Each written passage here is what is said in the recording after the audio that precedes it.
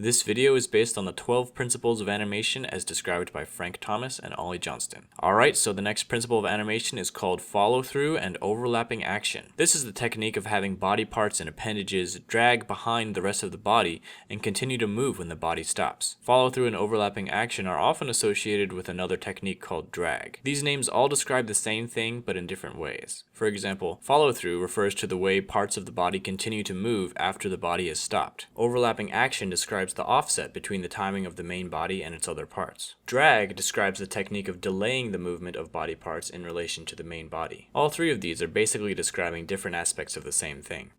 Follow through and overlapping action add a great deal of realism to a character. Here's a character with and without follow through and overlapping action.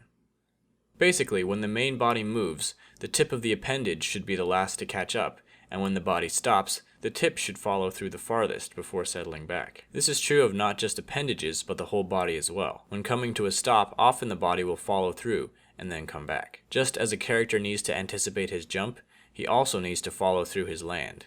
Sometimes the extra skin on a character can be treated as a separate entity with drag and follow through. Similar to squash and stretch, the amount of drag that you give something says something about its mass. The first one is like a TV antenna, while the second one is like a feather. It's usually easier to add the appendages after the animation of the main body is finished. When adding hair, for example, use the previous frame as an indicator of where the hair should be stretched towards. Since it has drag, it should be dragging from where it was in the last frame. In addition, make sure to let the hair follow through when the body comes to a stop.